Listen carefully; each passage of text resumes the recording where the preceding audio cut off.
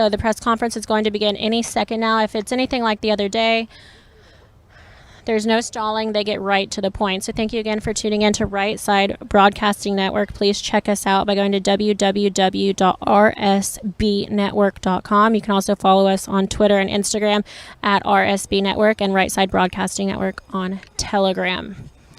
We are going to give the floor over to the congressmen and congresswomen here and let them talk about their experience so far today.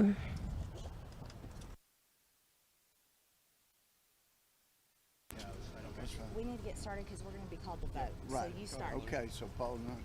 You start. All right. Thank you for being here. We just had 4 members go down to, it's not the D.C. jail, it's the facility, detention facility that's part of the Federal Bureau of Prisons, where perhaps 50 or so people from January 6th are being held. We don't want to intervene in any specific case, but we had gotten reports that federal facilities were mistreating, abusing people that had been arrested on January 6th, having been to Guantanamo more than once. I know that the people there, just from what little we saw from the outside, they're being treated worse there than the bloodthirsty terrorists at Guantanamo. It is really outrageous. So we wanted to see. I've toured many facilities back in Texas. I'll get invitations to come tour facilities, even if they're state. As a felony judge, I toured jails and prisons. I felt part of my job as a member of Congress. I've toured prisons before. It's no big deal. Normally, those in charge of a federal prison facility or jail detention facility, they're glad to have you see because they don't want any stories about unfair treatment that are unfounded. The way you get rid of that is to allow people to see what you're doing. So we went down there and we went in, showed our IDs, asked to see the facilities, wanted a tour, and we were willing to wait. We knew it would be difficult, but since they have refused to respond at all to our letters, to our requests, then it creates more concern. So we go down and we just say, we want to see, we want a tour, and eventually, after a long wait, we were told, oh, you've got to put a mask on. Fine, we all put on masks. And then eventually, a lady came out in uniform and said, well, you're trespassing, you've got to get out. And I said, trespassing? Where'd you get that? You know, we've got these federal congressional ideas. We're the ones that have oversight over you. We're the ones that have to vote to whether we keep this facility open, whether we're going to fund another one or close this. We vote on those things. We have oversight. I've never been denied access. I've been welcomed in federal facilities before. And she said, well, you're trespassing. And I said, so what makes you say that? I checked with my supervisor and they're telling me you're trespassing. I said, well, can you get the supervisor down there? I would like to have that discussion. And so we were told the supervisor was coming, and there was another officer that came down, had 3 stripes, was apparently a sergeant, but she went straight outside. She didn't stop to talk to us. So I asked, where's the supervisor? And one of the other detention facility employees said, well, that's her right out there. So I went outside to speak to her, and I was followed by other members. And when we got outside, she ran around and went back in the facility, and they locked the door. They locked the door. And all this time, there are people going in, coming out. So I know from my days as a judge and my trials in federal court and state court, we're very careful about the evidence we let before a jury. But there is an inference that can be taken when someone has control of evidence. In this case, the conditions and the treatment in this federal Bureau of Prison facility, they've got total control of it, and they hide it. They refuse to allow anybody that wants to see it to come in. Then a judge can instruct a jury, you may take the inference then from that fact. They have total control. They won't let anybody see the evidence. Then you can infer that they are violating people's rights. They are doing wrong to inmates. They are abusing them. Otherwise, there would be no reason. I mean, with all the prison and jails I've toured, without any incident, any problem, as a congressman and as a former judge, there's no reason not to let us in unless they have something to hide, and clearly they do. We're not trying to interfere in any case, but we do want to know the conditions and whether or not there's abuse. And it's, as lawyers say all the time in court, I take it by your silence. The answer is yes. There is abuse. It is an abomination that they will not allow any oversight of whatever abuses they're involved in. And at this time, Marjorie Taylor Greene was there and ground zero. Please, Marjorie. Thank you. Thank you. We went to this prison today as members of Congress and to give oversight on a federal prison because we suspect there is a two-tier justice system in the United States for Trump supporters that are charged for January 6th and letting catch and release. It's basically catch and release for Antifa and BLM rioters that have rioted and destroyed cities and hurt businesses and looted and hurt police officers and federal monuments and federal buildings and police precincts.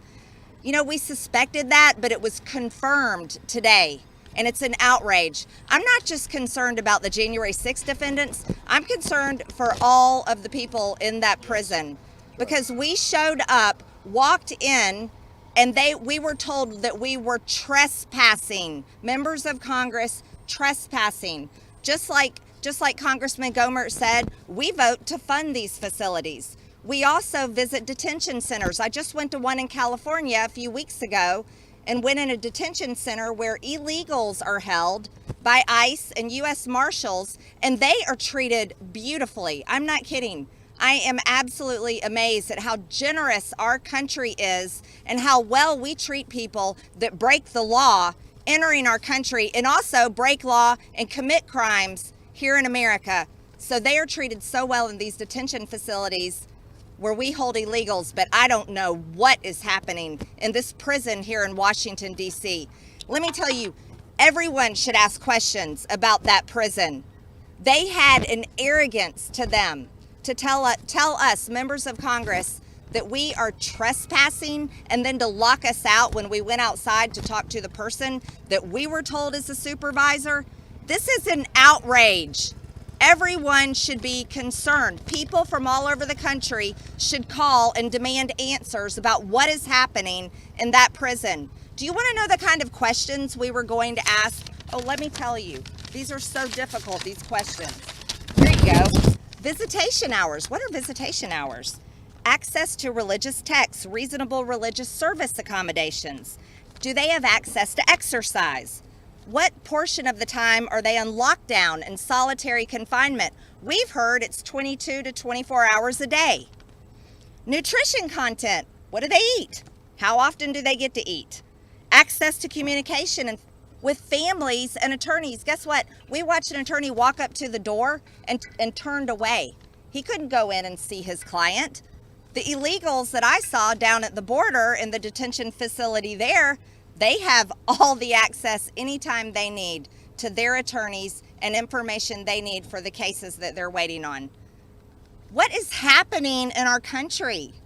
This shouldn't be this way. We aren't there defending getting involved in any kind of one person's charges. We're there just to ask questions. But yet we were turned away and told that we're trespassing? No, this is completely wrong. So when Democrats post links, Minnesota Freedom Fund bail bond links, and raise money to bail out criminals that rioted in the streets and get them out of jail, but yet when we go just to see conditions in a prison, we're turned away and told that we're trespassers. There is so much wrong in America. There's a major difference, if you all have not noticed, in the Biden administration and the previous Trump administration. Please, please pay attention to this and do not let this go. I'd like to turn this over to Congressman Good. Or Gates, I'm sorry. Thank you. Every day in America, people are locked in prison. It's not every day that people are locked out of a prison, which is what happened to multiple members of Congress today. We have two principal responsibilities: to appropriate funds and to conduct oversight. How does the Biden administration expect us to participate in the representative republic when they deprive us of access to information that would inform our oversight work and our appropriations decisions? The questions we've asked have gone unanswered for months, and they fall into two principal categories. First, are there defendants, as a consequence of their conduct on January 6th, being deprived of access to potentially exculpatory evidence? We have seen that the FBI has a history of animating criminal conduct. That is precisely what happened in Michigan, and it may be what happened on January 6th as well. To answer that question, we need access to the 14,000 hours of videos that Congressman Gosar has continuously called for. To answer that question, to get that evidence, we sought a meeting with the Attorney General. We went to the Department of Justice, and we weren't even allowed in the lobby to have a meeting with an Attorney General who still to this day has not shown up for an oversight hearing before the Oversight Committee or the House Judiciary Committee. What is Merrick Garland hiding? The second category of concerns deals with the specific treatment of detainees. To get answers, we did what members of Congress normally do. We showed up at the facility and sought a tour. This happens for Republicans under Democrat administrations. It happened for Democrats under Republican administrations. And now there is an unprecedented effort to deny members of Congress information that relates to criminal cases and that relates to the treatment of people that are held. We are not members of Congress who will go away. And so if you are out in the country and you believe that you are mistreated, targeted, abused, singled out as a consequence of your politics and your lawful activity, know this: we will continue to fight for you. I now hand the microphone over to my colleague, Congressman Good. Thank you, Congressman Gate, and thank you, Congressman Gomer and Congressman Green, for leading on this issue. We've been more than patient, beyond patient. It's been nearly 7 months since the incident on January 6th. You know, that was a day when you had some 100,000 people come to exercise their constitutionally protected right to protest, to redress their government with their grievances. Sadly, unfortunately, inexcusably, some of that broke into violence, and we all have condemned that violence and said we want the law to be upheld, we want justice to be served, and only justice to be served, and for people to be held accountable for what they did wrong. But if I have had numerous members of my constituents back in Virginia asking me what is going on with the people being held, reported over 500 people being held for charges related to January 6th. Why don't we know what the status is? Why don't we know the condition of how they're being held? And so we're asking for answers. As others have noted, for us to be denied access to the Department of Justice, to a correction facility right here in D.C. As a county supervisor, I was allowed to visit correction facilities in my community. As a candidate for Congress, I was allowed to visit detention facilities as just a candidate for Congress, and I've certainly been allowed that privilege as a member of Congress. We are the people's representatives. And when our people send us here to Washington to represent them, to stand in the gap for them, to defend them, to stand up for their rights, part of that is oversight, as my colleagues have said, and challenging our executive branch when we think there's questions that need to be answered. How are they being treated? Even Senators Warren and Durbin expressed concern back in April as to whether or not these individuals were being held in solitary confinement. This Justice Department spoke out about the charges and was reprimanded for it and threatened with a gag order back in March because they're willing to speak to their friends in the media, but they won't speak to members of Congress who are asking questions about what's happening. Yes. And so we're not going to be quiet about it. We're going to continue to push about it. We're going to continue to demand answers, again, for justice, for due process, for the constitutional rights of everyone to be followed, and for these people who are being held to be treated like all Americans deserve to be treated when they're charged with something. So thank you to my colleagues, and I turn it back to Congressman Gomer. We'd love to take a couple questions. Yeah, let me make this comment, answer a question before it's asked, and that is, well, what would you do about it? Well, the thought that occurred to me today, and as we were talking about, some of you may be aware, in cities where there are federal courts but there's no federal detention facilities, they make an agreement with a local jail or prison to hold federal prisoners. So I think the solution for any facility that refuses to allow oversight, refuses to show that people are being treated properly, they're not abusing the Constitution, then I would say that we close those facilities, take some of that money and hire local facilities to step up and detain those prisoners. And the thing is, you've got to understand, the Constitution and the cases on it are very clear. You cannot punish someone when they're in pretrial. They have to be found guilty before you can punish them. And it sure sounds like they're punishing people in jail now. Quick question. We have time for a question or two, and we know they've called Right. votes. Yes, ma'am. Star Parker, BlackNewsNews.com. We understand from some media that this is a mixed system. We have prisoners that were already in the jail, and now we're holding people who have not come to trial. Can you comment on this? And are there problems with this type of mixed facility based on the charges that are being? We don't know.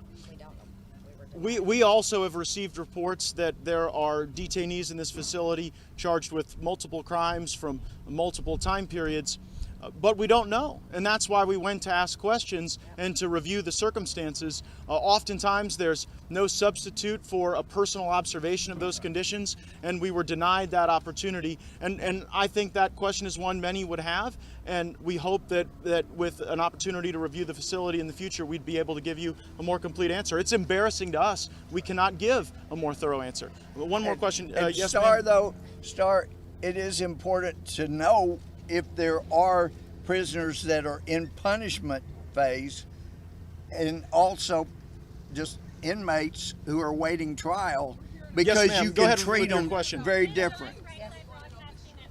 Yep. Failed attempts to communicate with the DOJ and the Attorney General, and another failed attempt just this morning at surveying the correctional facility. Is this going to deter you all? Are you giving up, or what can we expect next? Oh, no. The Attorney General, the Attorney General and the head of the Federal Bureau of Prisons cannot hide forever. Ultimately, if they won't answer the door when we go to them, they're going to have to come to us. That's how Congress works. That's how the appropriations and budgeting process works. And so they will not be able to evade these questions indefinitely. And the longer they delay in answering them, the more suspicious it makes their conduct look. Thank you all so much. We've got to go cast some votes. Thanks so much. Thank you.